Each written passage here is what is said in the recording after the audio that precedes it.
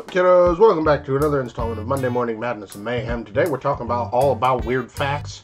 As I've said before, I have not taken my ADHD meds today yet, and we're going to see how this goes. One of the first things I've been picking up, just to make sure that this segment is a bit more entertaining for you guys, is just picking up weird things that I can rant about for 30 seconds or the full 10 minutes of what this segment is supposed to be for. So we'll see what the frick happens. I hope you guys are enjoying it. And seeing a bit of what I'm like on the days that I can't function to save my damn life. So the first one that I learned apparently is the fact that squirrels and chipmunks are responsible for a lot of the power outages that we experience. So if you got rodents in your place and the power goes out, curse the rodents of the world. It really ticks me off that where I live, I can be out of power for days at a time, due simply to the fact that frickin' Chip and Dale decided to have their like bachelor party. I don't know if either one of them has ever gotten married, but like, I'm also drinking water and eating Chinese takeout because it's, what is it, 9 in the morning where I'm at? I don't fucking care at this point. But yeah, so yeah, they're responsible for most of the power outages, and I hope that enrages you just as much as it enrages me. Another one that I find very great, my girlfriend will hate this one. Spider webs were used as bandages in ancient times. Apparently they were, yeah, I mean, we use silkworms to make our clothes, so I don't think that it's that big of a stretch for that to be a thing.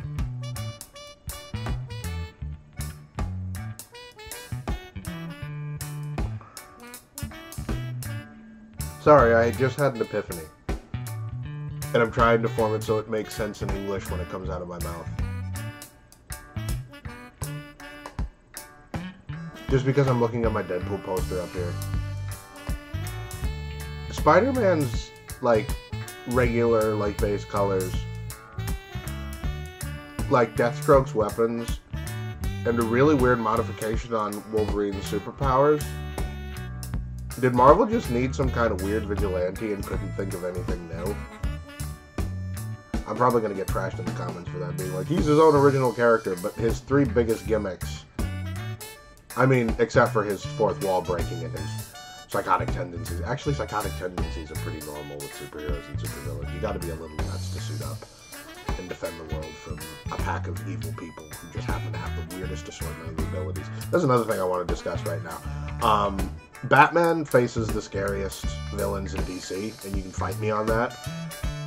I wanted to find like a Batman equivalent as far as terrifying villains go in Marvel, and I'm gonna have to go with Spider-Man, because they're all genetically enhanced, deranged people.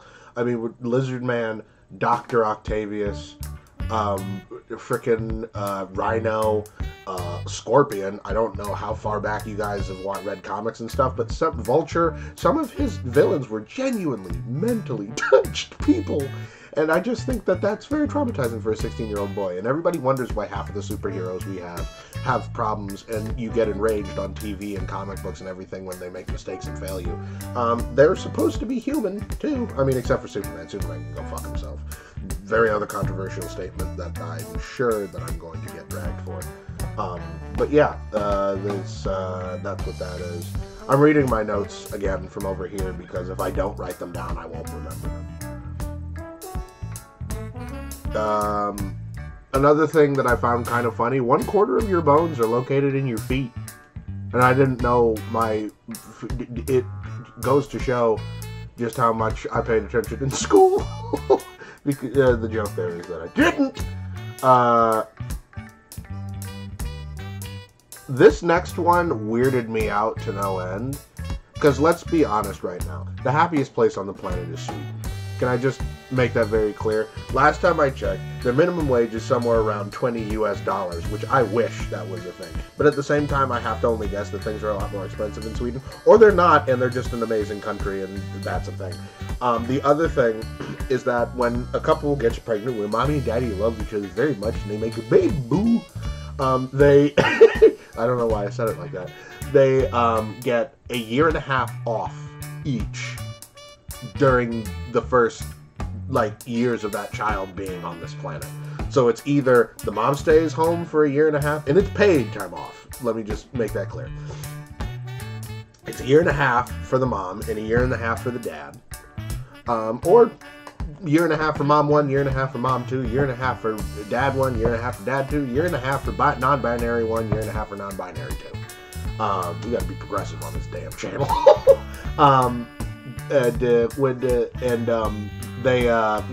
So one of them can take a year and a half off during the first year and a half of the baby's life. One can take a year and a half off during the 1.5 year to 3 year mark for the baby's life. Or they can both take the time off together and raise that child for the first year and a half so that the child sees its parents nonstop for the first year and a half of its life.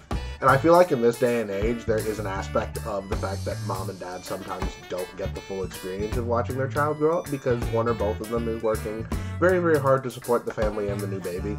That's another aspect of this. Freaking kids are expensive, dude. I give props to my parents for raising me and my brother, and props to my birth mother for raising all of my siblings, because mine, even minus me, that's another thing I've adopted, even minus me, must have still been excruciatingly expensive. And being a parent, from what I've gathered, 7 days out of 10 is an absolutely emotionally draining, mentally just emotionally staggering, and an incredibly thankless job. And I remember a couple days ago, me and a friend of mine were talking about like how we hate to see parents like spoil their children. And then I had an epiphany where I'm just like, hey, real quick, until I myself 24/7 relentlessly have to deal with something as pathetically dependent as an infant, as psychotically self-centered as a toddler, or as shitty as a lying, cheating, like skipping school, skipping out of the house, getting detention teenager, I can't judge parents. Because parents, as far as I'm concerned, are a phenomenon. I had a pet ferret at one point in time, and I was exhausted with how much work it took. Just cleaning out his cage, taking him for walks, training him the 20 commands that he did. He actually did know 20 commands, and he had a little clicker for when he got treats. Rest in peace, Finny. Love you, little dude. If I have a picture, I don't have a picture, and I'm not going to pop it up. That's not what the segment is about. It's 10 minutes of uncut footage. It's not supposed to be fancy. He was a white ferret, and I loved him very much, and he was a graduating from high school gift that I got from my parents, and I cannot even begin to express how much joy that little dude brought me. And he was amazing, and he was great, and I miss him to this day. But going back to Sweden, yeah, that's an amazing thing that Sweden offers for parents, because being a parent's hard, dude. I don't speak from first-hand experience, but I've got friends who are like getting married. That's another aspect of this. As a 23-year-old, I've got friends who are getting married and having children.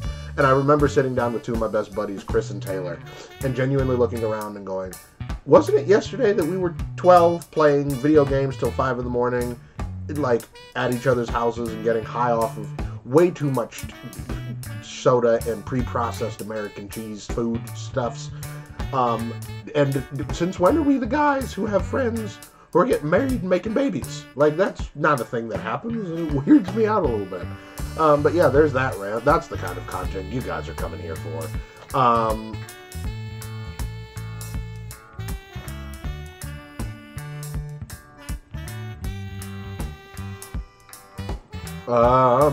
Let's see.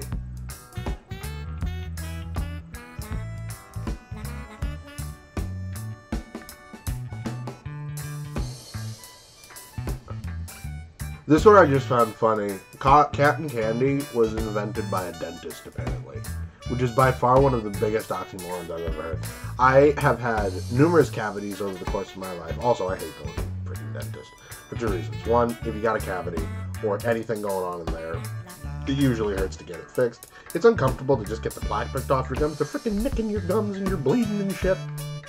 And it freaking hurts. And of course, when they got all that crap in your mouth, and I know this is a joke that has stood the test of time, but it genuinely irritates me. You got all your crap in your goddamn mouth, and they ask you questions. And they're trying to have a conversation with you. I'm sitting there going, there's a mirror in my mouth. There's one of those stupid plaque sticky things, and then there's the thing that if you, like, that sucks the water out of your mouth, and if you close your freaking mouth, you can feel the air being pulled in through your nostrils, which is one of the more invasive sensations I have. Also, I've had to get tested for COVID a handful of times because I've left the state once or twice, and I've also worked with children. So for my safety, sanctity, and also my peace of mind, I've gotten tested a couple times voluntarily.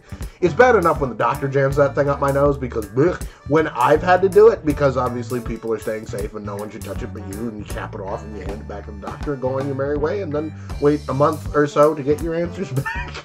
But it still ranks in the top 5 of the most invasive sensations I've ever had to subject my person to. Oh crap, we've gone over. Well, yeah, that was the end of that. We've gone way over. But anyway, feel free to continue to like, subscribe, send this to a friend. I love the support. I love hearing your guys' feedback on what I should do and how I should make this channel work. Also, I'm over on TikTok now, so if you want to go support me on TikTok, that's the thing that you can do with your person and yourself. Feel free to reach out at any point in time. I'm always somebody who's happy to make a new friend and have a chat if someone's struggling, or just to shoot the shit. But yeah, you kids know the rule. Be good, and if you can't be good, be safe. And if you can't be safe, make sure that after all the dust is cleared that they've named something after you. Until next time, kiddos. Bye!